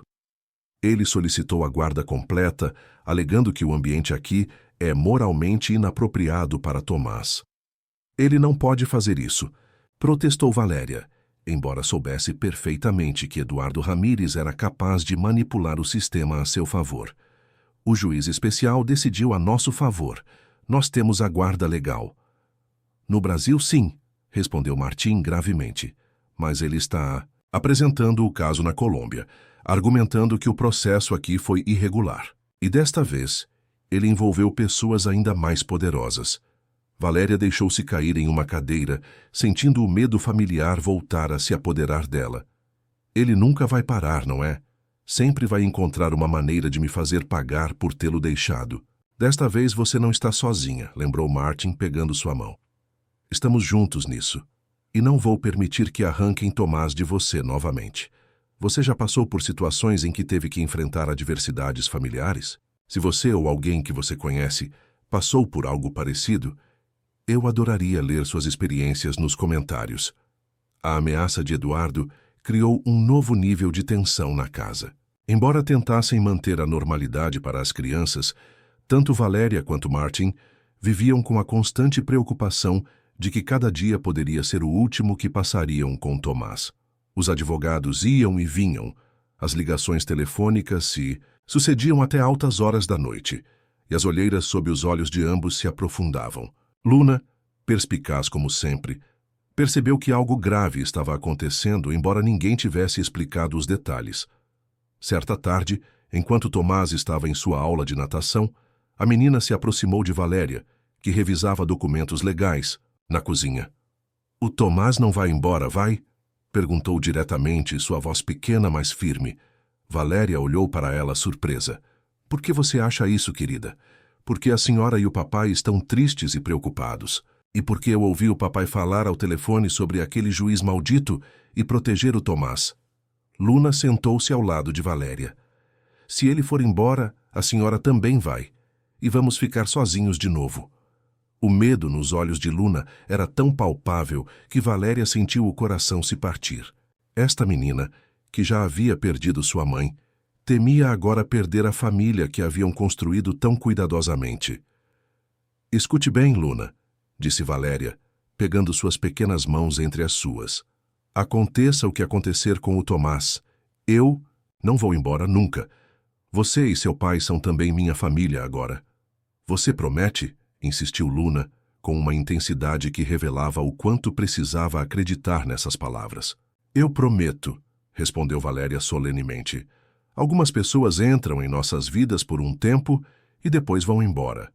Outras chegam para ficar para sempre. Eu fico, Luna, para sempre. A menina a abraçou com força, como se quisesse se certificar fisicamente de que Valéria não desapareceria. Naquele momento, Martin entrou na cozinha observando a cena com uma mistura de ternura e preocupação. "Está tudo bem?" perguntou aproximando-se delas. Luna olhou para ele com olhos brilhantes. "A Valéria prometeu que não vai embora nunca, aconteça o que acontecer com o Tomás." Martin olhou para Valéria, uma pergunta silenciosa em seus olhos. Até aquele momento, a relação deles havia sido entrelaçada com a situação das crianças, com os problemas que enfrentavam juntos. O que restaria se um desses elementos desaparecesse? "É uma promessa que pretendo cumprir", confirmou Valéria, mantendo seu olhar. "Se você quiser que eu fique, claro." A expressão de Martin suavizou, um sorriso quase imperceptível em seus lábios. "Não há nada que eu deseje mais." Foi um momento de reafirmação em meio à incerteza, uma declaração de intenções que ia além das circunstâncias que os haviam unido inicialmente. Naquela mesma noite, receberam uma ligação que mudaria tudo novamente. Era o advogado principal na Colômbia, com a voz tensa, mas com um tom de esperança. "Surgiram novas provas", explicou. "Eduardo cometeu um erro. Ele foi gravado ameaçando uma testemunha. O caso está tomando um rumo inesperado." Os dias seguintes foram uma montanha-russa emocional. O vídeo onde Eduardo ameaçava um funcionário judicial para que testemunhasse a seu favor vazou para a imprensa. Repentinamente, o respeitado juiz Ramírez se tornou o vilão de uma história de corrupção e abuso de poder que capturou a atenção da mídia em toda a América Latina. Antigos colegas e subordinados, sentindo que o barco estava afundando, começaram a falar, revelando anos de comportamento abusivo, decisões judiciais compradas e manipulação sistemática do sistema. A carreira de Eduardo desmoronava diante de seus olhos, e, com ela, sua capacidade de ameaçar Valéria e reclamar Tomás. O momento crucial chegou uma semana depois, quando Eduardo, desesperado e encurralado, tentou tirar Tomás da escola sem autorização. Ele foi detido pela segurança do colégio, reforçada por Martin desde as primeiras ameaças, e, posteriormente, preso por tentativa de sequestro. Quando Valéria e Martin chegaram apressadamente à escola, encontraram Tomás sentado no gabinete da diretora, visivelmente chocado. Ao ver sua mãe, o menino correu em sua direção e a abraçou com uma desesperação que revelava o medo que havia estado contendo. "Ele disse que tínhamos que ir embora rápido, que você estava em perigo", soluçou contra seu ombro. "Mas eu não acreditei nele. Você sempre me disse para ir à direção se alguém tentasse me tirar sem avisar, mesmo que fosse o pai." Valéria o abraçou fortemente, agradecida pela primeira vez pelas medidas de segurança que, inicialmente, havia considerado excessivas. "Você fez exatamente a coisa certa, meu amor. Estou muito orgulhosa de você." "Eu não quero mais vê-lo", continuou. Tomás, sua voz embargada. "Ele me disse coisas horríveis sobre você e sobre o Martin. Ele disse que eu tinha que escolher, que eu não podia amar os dois." Levantou o olhar, seus olhos cheios de uma maturidade dolorosa. "Mas isso não é verdade, né? Eu posso amar meu pai e vocês também." "Claro que pode", respondeu Martin, que havia permanecido um passo atrás, respeitando o momento entre mãe e filho. "O amor não tem quantidade limitada, Tomás. Ele não acaba porque você o compartilha." Nas semanas seguintes, enquanto Eduardo enfrentava acusações graves na Colômbia, a família começou um lento processo de cura. Tomás iniciou terapia para processar a manipulação e o trauma. Luna se tornou sua protetora mais feroz, e Valéria e Martin encontraram uma nova estabilidade em seu relacionamento, fortalecidos pelas provações que haviam superado juntos. Certa tarde de domingo, quase 6 meses depois do incidente, os 4 passeavam pelo Parque Ibirapuera, em São Paulo. Enquanto as crianças corriam na frente, perseguindo borboletas, Martin pegou a mão de Valéria. "Tenho pensado", começou, com o mesmo tom ligeiramente hesitante que havia usado quando propôs que morassem juntos. Isso soa perigoso, brincou ela, embora seu coração tenha acelerado, antecipando o que viria. Muito engraçada, respondeu ele com um sorriso. Sério, tenho pensado que depois de tudo que passamos, talvez seja hora de formalizar isso. Nós, legalmente. Valéria parou, olhando para ele com surpresa. Você está me pedindo em casamento no meio de um passeio em família? Não exatamente, respondeu ele, ligeiramente nervoso. Estou te perguntando se você consideraria a ideia. Luna tem falado sobre por que não compartilhamos o mesmo sobrenome, e isso me fez pensar que talvez devêssemos, se você quiser, claro. Valéria observou as crianças à distância, tão diferentes e, no entanto, tão conectadas. Pensou em seu antigo apartamento, que havia mantido como símbolo de independência, mas que raramente visitava mais. Pensou em todas as batalhas que haviam travado juntos, em como esse homem, que inicialmente lhe havia parecido distante e frio, havia se tornado seu aliado mais leal, seu confidente, seu companheiro. Eu não preciso de um papel para saber que somos família, respondeu ela finalmente. Mas sim, eu consideraria a ideia, não pelas aparências ou pelo que os outros vão dizer, mas por nós. Porque o que construímos merece um nome. Martim olhou para ela com uma intensidade que ainda, depois de todo esse tempo, a fazia estremecer. E que nome você daria? Amor, respondeu simplesmente. Não o das novelas ou das canções. O real. Aquele que se constrói dia a dia, entre brigas e reconciliações, entre medos e valentias. Se beijaram suavemente, um gesto de intimidade que já não escondiam das crianças, que o aceitavam com a naturalidade própria daqueles que crescem em um ambiente de afeto genuíno. Kérrica, estão se beijando de novo, gritou Luna à distância, com uma mistura de desgosto infantil e secreta satisfação. Ao seu lado, Tomás ria, livre, feliz, curado. Naquele momento, sob o sol suave da tarde paulistana, rodeados da natureza, exuberante do parque e com o rio, a vida ali pulsava. Valéria soube com certeza que haviam chegado em Porto Seguro.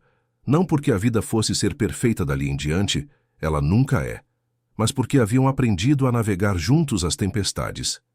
E se o destino, sempre imprevisível, trouxesse novos desafios, os enfrentariam como o que realmente eram, uma família. Não por sangue, mas por escolha. Não por conveniência, mas por amor.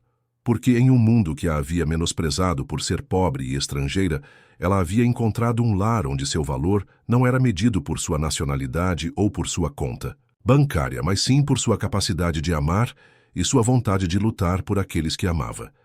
Se burlaram de ela por ser pobre e estrangeira, pero el hijo del millonario la llamó família. E no final era só isso que importava. A celebração do primeiro aniversário de casamento de Martim e Valéria deveria ser perfeita. Luna e Tomás haviam preparado uma surpresa especial. O pessoal da mansão havia decorado cada canto com flores brancas, as favoritas de Valéria.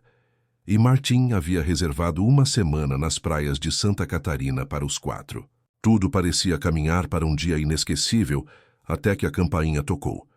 E na porta apareceu Carmen, a irmã mais nova de Eduardo, com um envelope oficial na mão e uma expressão que anunciava uma tempestade.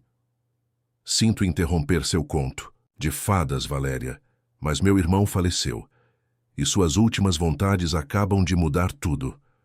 O envelope continha o testamento de Eduardo, junto com uma carta manuscrita para Tomás, que só ele poderia abrir ao completar 18 anos. Mas o mais perturbador era a cláusula principal do documento. Eduardo havia deixado toda a sua fortuna para seu filho, sob a condição de que Tomás retornasse à Colômbia para ser criado por sua tia Carmen até a maioridade. Uma escolha impossível. Pairava sobre a família: manter unido seu lar tão arduamente construído, ou permitir que Tomás tivesse acesso a uma herança que poderia garantir seu futuro. E enquanto Valéria e Martim debatiam desesperadamente o que fazer, Carmen deixou cair a última bomba. Ela tinha provas de que a morte de Eduardo não havia sido natural, e todos os indícios apontavam para alguém muito próximo da família. Souza? As paredes pareciam se estreitar ao redor de Valéria, enquanto as implicações dessa nova ameaça ecoavam em sua mente. Estaria ela destinada a perder tudo o que amava, justamente quando finalmente havia encontrado a felicidade? A vida cotidiana na mansão Souza Rodrigues continuava com sua nova normalidade. As manhãs começavam cedo, com Valéria preparando o café da manhã, um costume que havia mantido, apesar de contar com pessoal, pois considerava aquele momento sagrado para se conectar com sua família. Martim revisando rapidamente e-mails em seu tablet enquanto bebia café, e as crianças descendo sonolentas, mas ansiosas para contar seus sonhos da noite anterior. Os fins de semana costumavam ser dedicados a atividades familiares, excursões, passeios de bicicleta pelo Ibirapuera ou simplesmente tardes tranquilas no jardim, onde Valéria lia em voz alta enquanto Martim desenhava, um passatempo que havia retomado recentemente, inspirado pelas histórias sobre Carmen, a mãe de Luna. As crianças, agora inseparáveis, haviam desenvolvido seus próprios rituais: colecionar pedras interessantes durante seus passeios, trocar segredos antes de dormir e planejar elaboradas surpresas para os aniversários e aniversários de casamento. Em particular, Tomás havia florescido nesse novo ambiente. Da criança cautelosa e ferida que havia chegado da Colômbia, pouco restava já. Em seu lugar, havia um pré-adolescente confiante e curioso, apaixonado por fotografia, um presente de Martin em seu aniversário, e orgulhoso de sua herança colombiana, que agora compartilhava abertamente com Luna. Valéria havia encontrado seu próprio equilíbrio, mantendo-se fiel a seus princípios de independência, enquanto abraçava seu papel nessa nova família. Continuava lecionando na escola, onde havia conquistado o respeito que inicialmente lhe negaram, e até havia iniciado um programa de apoio para crianças imigrantes, inspirado em sua própria experiência. Seu antigo apartamento, embora já não precisasse dele para morar, havia se tornado a sede desse projeto. Um espaço seguro, onde pais e crianças recém-chegados ao país podiam receber orientação e recursos. Martin, por sua vez, havia experimentado talvez a transformação mais dramática.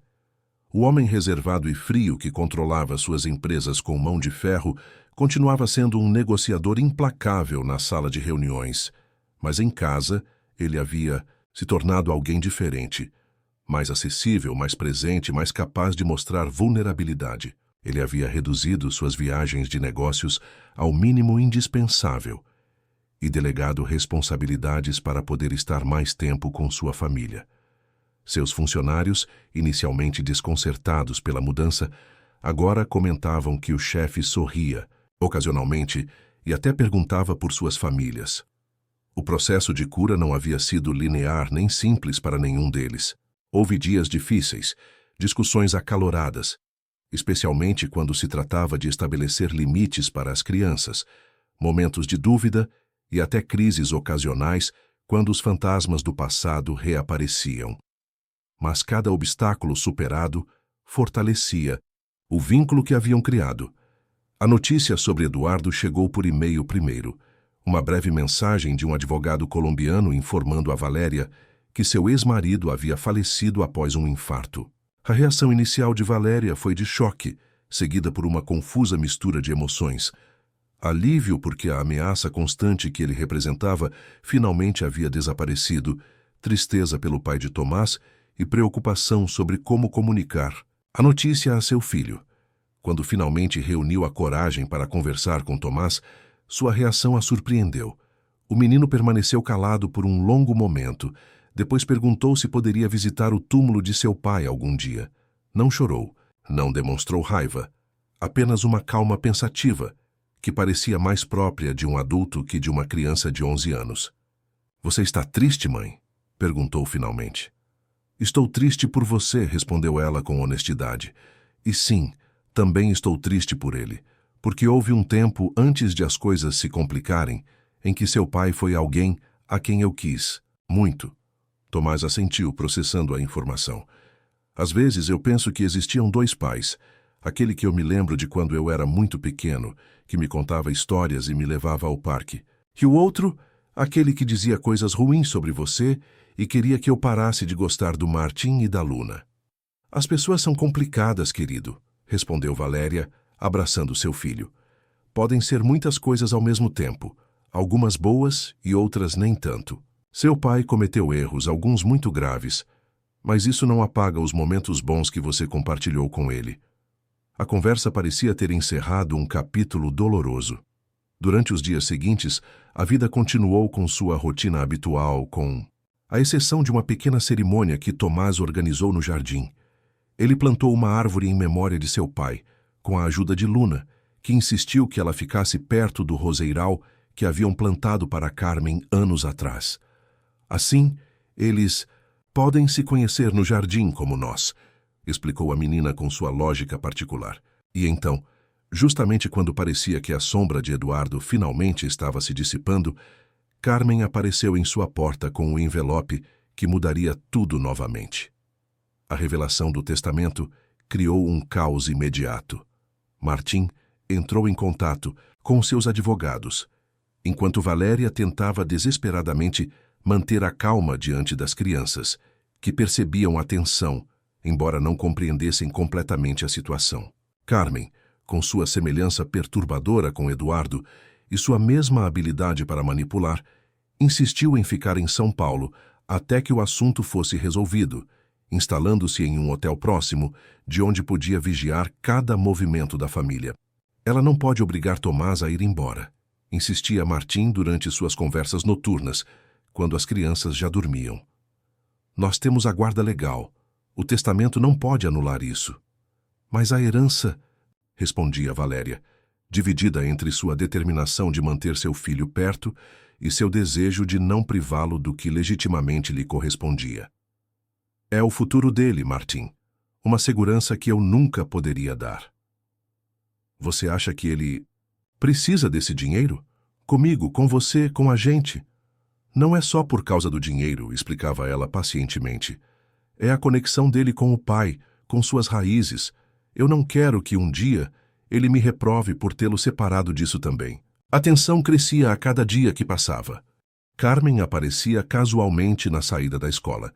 Falava com Tomás sobre a Colômbia, sobre a casa onde Eduardo havia crescido e que agora poderia ser dele, sobre primos que nunca havia conhecido e que ansiavam receber o herdeiro dos Ramírez. Ela semeava dúvidas sutis sobre as intenções de Martin, insinuando que o que realmente lhe interessava era evitar a competição que a fortuna de Eduardo poderia representar para seus próprios negócios. Ela está mentindo, afirmou Luna certa noite durante o jantar, quebrando o silêncio tenso que havia se tornado habitual. A tia Carmen. Ela fala coisas para confundir o Tomás. Luna, não fale assim dos adultos, repreendeu Valéria suavemente, embora em seu interior soubesse que a menina tinha razão. Mas é verdade, insistiu Luna. Ela disse ao Tomás que vocês estão brigando por causa dele, que você quer que ele vá para a Colômbia e o papai não.